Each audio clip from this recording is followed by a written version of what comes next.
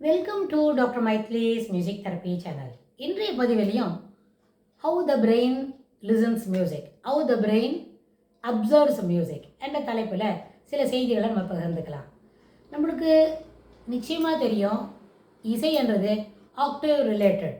Basically it has Octave related. நம்ம எந்த ஸ்தாயில் பாடுறோம், எந்த ஸ்தாயில் வாசிக்கிறோம் அப்படின்றது அதுக்கு தொடர்புடையது தான்.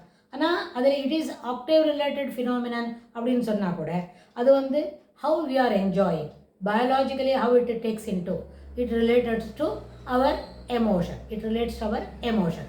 எமோஷன் வரும்போது என்னெல்லாம் பார்க்கலாம்?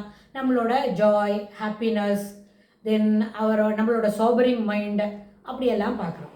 இது எல்லாமே இருந்தாலும் அந்த டோபமைன் லெவலை இது குவாலிட்டி வைஸ் என்ஹான்ஸ் பண்ணும்பொழுது when we are listening music, when we are enjoying the music அப்படின்னு சொன்னால் அது என்ன செய்யும்னா, if you are letting the music into our self, நல்ல இசை அப்படியே கேட்டுட்ருக்கோம்.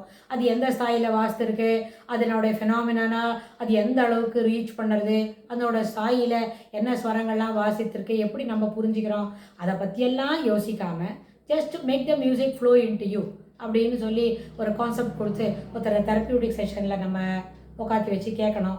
let them ask them to sit in a comfortable and cozy chair அப்படிலாம் சொல்லி நம்ம சொல்லி கொடுத்தோமான்னு சொன்னால்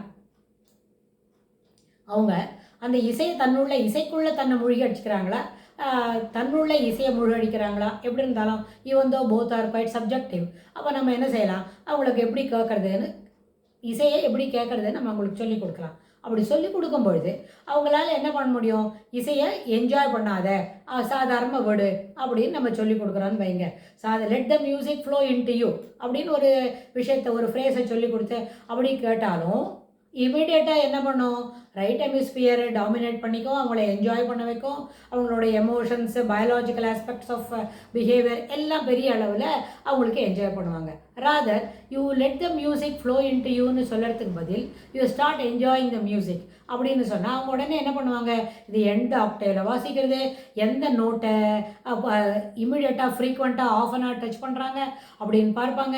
இது என்ன மாதிரி நோட், செட் ஆஃப் நோட்ஸில் வாசித்திருக்கிறது, எத்தனை என்ன தீவிரமான ஸ்வரங்கள் இருக்குது, எது கோமள ஸ்வரங்கள் இருக்குது, எது நிதானமாக வாசித்திருக்கு, எந்த நோட்டில் சஸ்டெயின் பண்ணியிருக்காங்க அப்படின்னு இவங்க they started analysing the piece of music which is being given to them. அப்படின்னா அவங்க என்ன பண்ணுவாங்க, லெஃப்ட் ஹெமிஸ்பியரில் அதை அனலைஸ் பண்ண ஆரம்பித்தா கூட அவங்களுக்கு என்ன பண்ணும், இதே மாதிரி லெவலில் இருக்கும். ஆனால் பிரெயின் அனலைஸ் பண்ண ஆரம்பிக்கிறதுனால அது ரொம்ப ஹாப்பியாக என்ஜாய் பண்ணுறதுக்கு துவங்கும். ஏன்னு கேட்டால் அவங்களுக்கு இந்த இசையை பற்றி ஏதோ தெரியும், இசையை பற்றி அவங்களுக்கு தெரியும், இது எந்த நோட்டு வாசித்திருக்குது, அது எந்த பெரிய அளவில் இதை வாசித்திருக்கிறாங்க, எப்படி இதை சஸ்டெயின் பண்ணியிருக்கிறாங்க, எந்த ஆக்டேவில் இது மேலே அளவில் வாசித்திருக்கு அப்படின்னு சொல்லி அவங்க அனலைஸ் பண்ண சொன்னால், அவங்க அனலைஸ் பண்ணும்போது since they are good at music அவங்களால இது என்ன பண்ண முடியும், குவாலிட்டி வைஸ் அனலைஸ் பண்ணும்பொழுது அவங்களோட ஹாப்பினஸ் கூடும். Because they are expecting certain things. ஓ இப்படி வாசித்திருக்கா, இதுக்கப்புறம் என்ன வருது பார்க்கலாம் அப்படின்னு அவங்க யோசித்துட்டு எக்ஸ்பெக்ட் பண்ணுவாங்க, ஆன்டிசிபேட் பண்ணுவாங்க வாட் கம்ஸ் நெக்ஸ்ட்னு. அந்த சமயத்தில் அவங்களோட கல்ச்சருக்கு தகுந்த மாதிரி, அவங்களோட நாலெட்ஜுக்கு ஏற்ப அவங்களோட என்ஜாய்மெண்ட் இருக்கும். ஸோ எமோஷ்னலி இட் ரிலேட்ஸ் அப்படின்னு சொன்னால் qualitatively the dopamine level will get enhanced. அப்போது மனசில் இருக்கிற கிளம்சி ஆஃப் தாட் ப்ராசஸ் குறைஞ்சதுனாலே செரட்டோனின் லெவல் அதிகமாகும். குவாலிட்டி வைஸ் அதிகமாகுன்றது இது கனடோஷனில் எப்படி புரிஞ்சுக்கணும்னு கேட்டால், quality wise it gets enhanced. அளவில் அதிகமாகும்னா ஏற்கனவே இவ்வளோ அளவுன்னு சொன்னது மினிமலாக இருக்கக்கூடிய அளக்கிற அளவில், அந்த குவாலிட்டி வைஸ் இது என்ன பண்ணோம், ஏற்கனவே இருக்கிற குவாலிட்டி காட்டிலும் இப்போ வரப்போகிற after listening music, after enjoying music, after this the anatomically the quality of dopamine gets distinctly different. Thereby அவங்களோட என்ஜாய்மெண்ட்டு வித்தியாசமாக இருக்கும். முன்னாடி ரைட் ஹெமிஸ்பியரில் என்ஜாய் பண்ணும்பொழுது, அதாவது let the music flow into you அப்படின்னு சொல்லும்போது அந்த என்ஜாய்மெண்ட் வேறு லெவலில் இருக்கும்.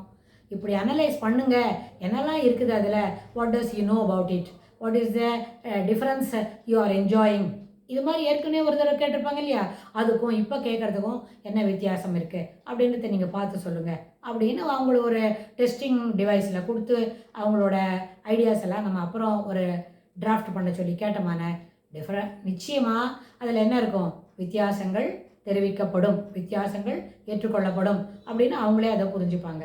இதுலேருந்து என்ன தெரியறதுன்னு தெரிஞ்சுக்க முடியும் அப்படின்னு கேட்டால், இசை வந்து ஒரு புத்துணர்ச்சி ஊக்கி, நோய் நிவாரணியாக இருக்குது, இது ஒரு மருந்தாக இருக்குது, நோய்க்கு ஏற்புடைய மருந்தாக இதை நம்ம மாற்றிக்க முடியும், இத்தனை இன் டோட்டோவில் மாடர்ன் மெடிசன் போல் இசையும் கொடுக்க முடியும்னு நம்ம சில பதிவுகளுக்கு முன்னாடி பார்த்தோம்.